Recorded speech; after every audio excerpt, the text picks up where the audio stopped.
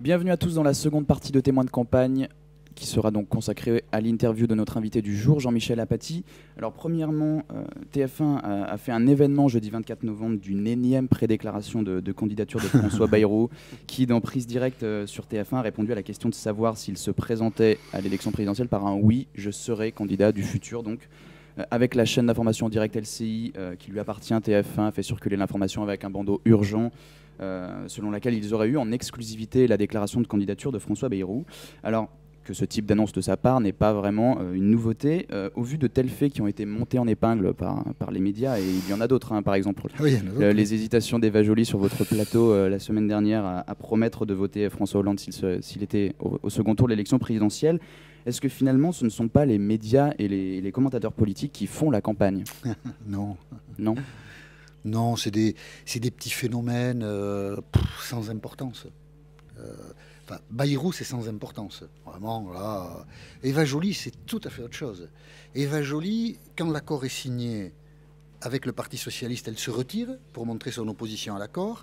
Et quand elle revient dans le débat, interview au Monde et interview au journal de France 2 à 20h, elle dit « La question du nucléaire est une question morale ».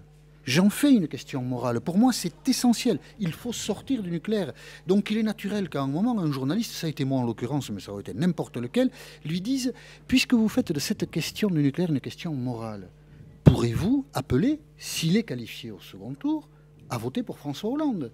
Et elle ne peut pas dire oui facilement. Si on place quelque chose au sommet de ses propres valeurs, quelqu'un qui contrevient à vos valeurs, vous ne pouvez pas appeler à voter facilement pour lui.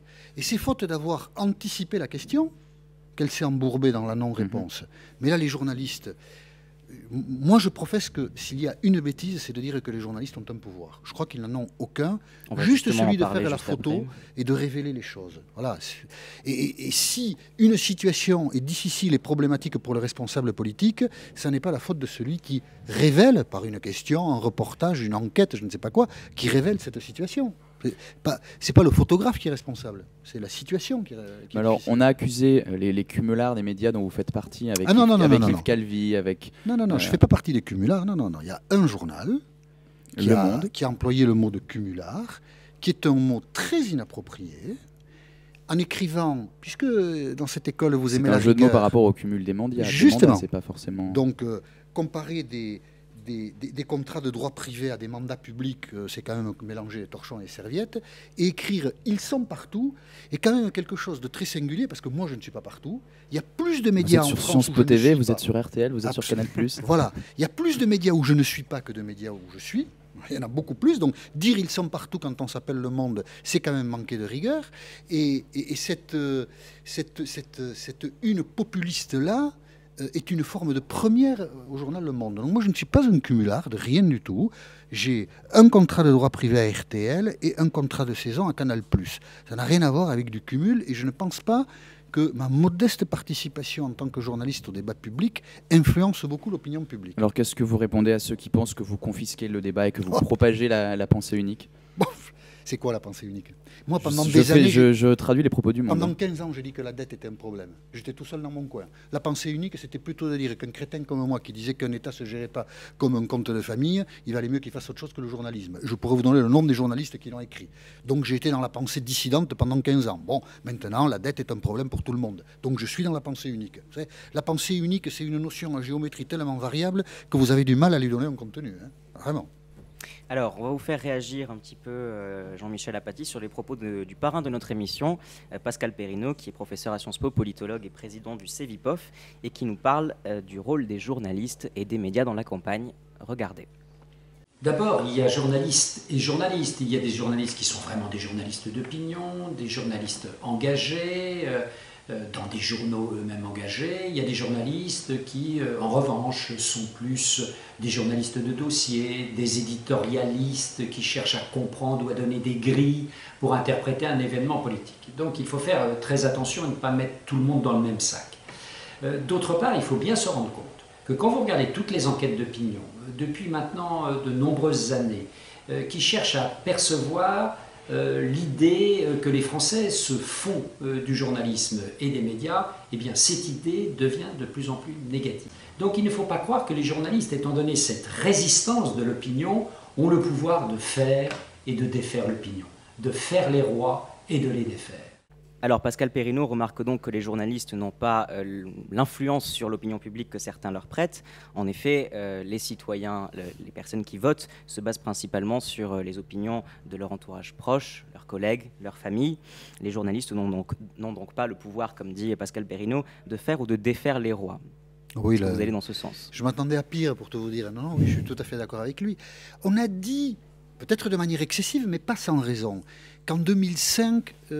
une grande majorité de l'appareil médiatique était favorable au oui au traité constitutionnel. Bon, c'est le non qui a gagné. Il y a de multiples exemples, il y en a beaucoup, qui montrent que le pouvoir des médias est très faible, voire inexistant. Il n'est fort que dans une situation, quand il révèle quelque chose qui est objectivement juste, qui est partagé par beaucoup de gens. Voilà. Quand vous diffusez des propos ou bien par une enquête vous établissez un fait, là, le pouvoir médiatique existe, parce qu'une situation existe et que la situation est incontestée. Mais du journalisme d'opinion ou d'analyse a une influence très faible, vraiment très très faible. Ce qui doit amener, à mon avis, les journalistes à réfléchir sur ce qui peut être éditorialisé et ce qui ne doit pas l'être. Justement, l'effet d'agenda. Supposer de la part d'un journaliste une forme d'engagement, de subjectivité assumée, et ce qui doit justifier d'une position de retrait. Laisser débattre les acteurs et les laisser faire. Ça, c'est. Est-ce que les journalistes n'ont pas du mal à justement prendre du recul et laisser les gens débattre sans intervenir? Les journalistes, je ne saurais pas vous dire. Moi, c'est une réflexion que j'ai depuis tout le temps dans ma pratique professionnelle. Je ne sais pas si je l'amène bien ou si je l'amène mal, mais je l'amène. La caractéristique du journalisme, c'est que c'est une somme d'individus qui dialoguent très peu entre eux, qui se concertent très peu entre eux. Alors si pouvoir des médias il y avait, ce serait un pouvoir spontané, parce qu'il n'y a aucun centre de commandement des médias. Ce sont vraiment des individus, chacun de leur côté.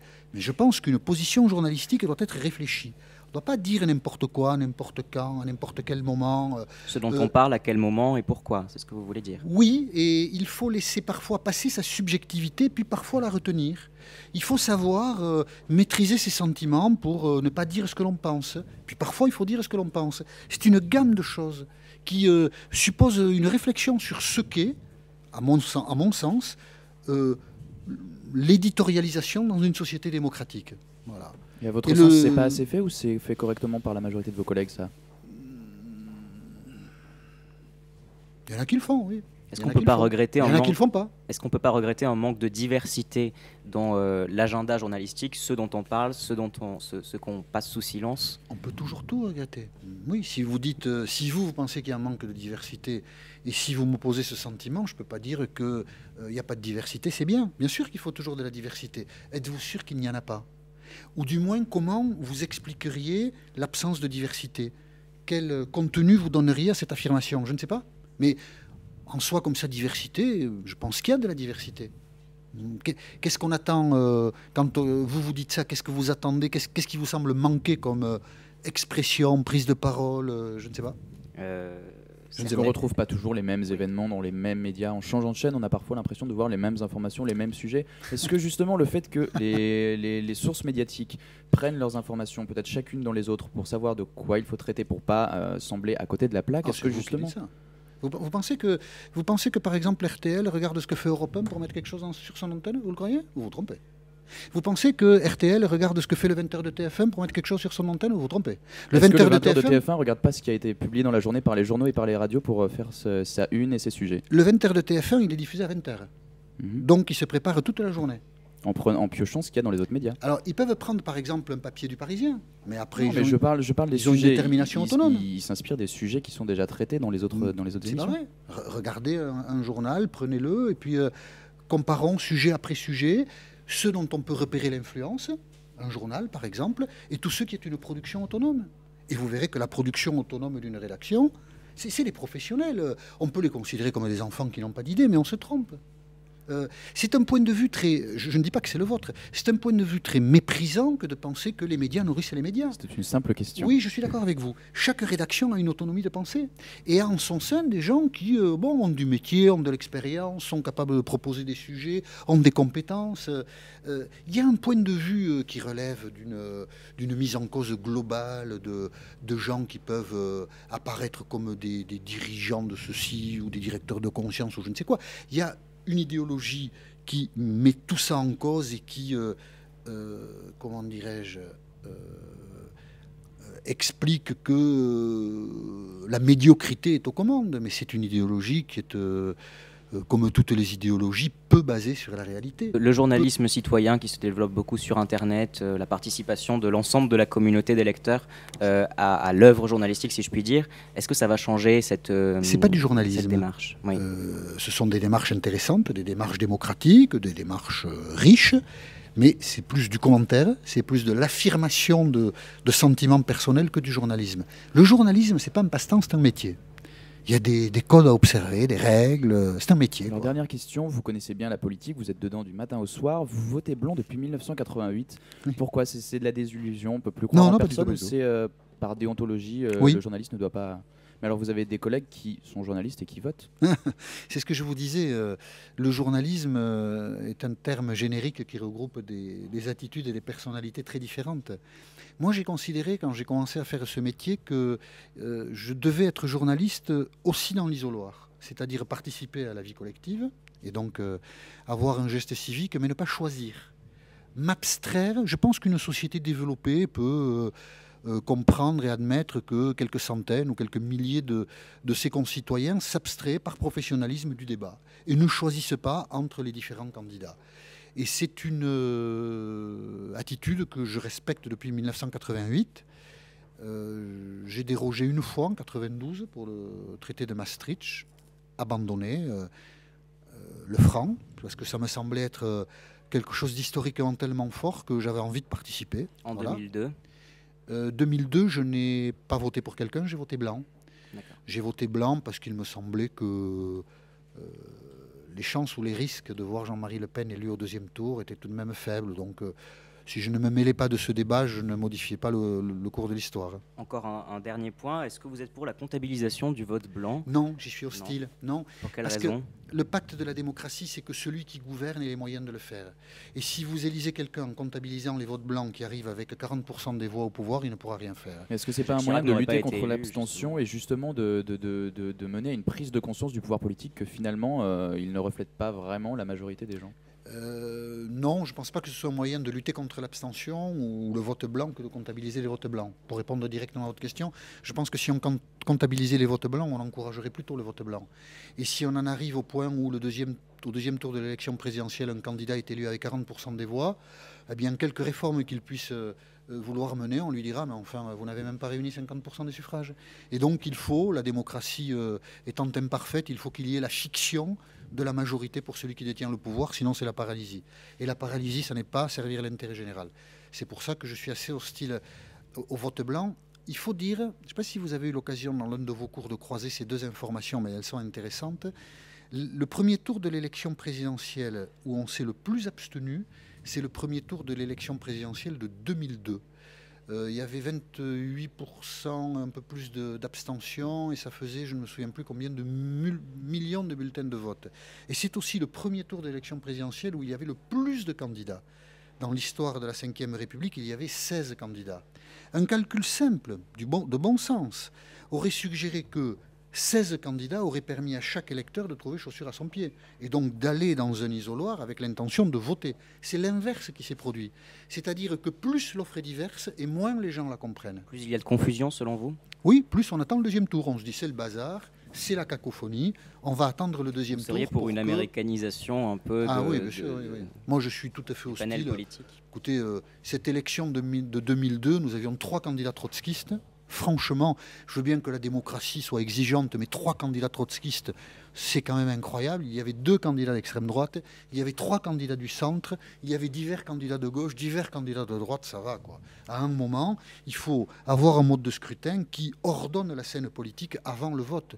Parce que si le mode de scrutin n'ordonne pas la scène politique avant le vote est désordonné, pagailleux, les citoyens ne s'y retrouvent plus et du coup, ils décrochent de la démocratie. Comme déjà l'action politique est difficile et que depuis 20 ans, on va d'échec en échec, c'est suffisamment de décrocher il y a suffisamment de motifs pour décrocher de la démocratie, n'en rajoutons pas. Donc moi, je suis assez hostile à ces représentations bigarrées, je crois que ça ne sert personne. Ce sera le mot de la fin. Oui, alors le mot de la fin, juste pour vous dire que ça, c'est pas tout à fait dans la pensée dominante. Donc, à certains moments, on n'est pas vraiment le porteur de la pensée unique. Voyez. Merci Jean-Michel Apathy d'avoir pris le temps de venir sur le plateau de Sciences Po TV. Merci à vous de nous avoir suivis. On se retrouve très vite pour un nouvel numéro de Témoins de campagne.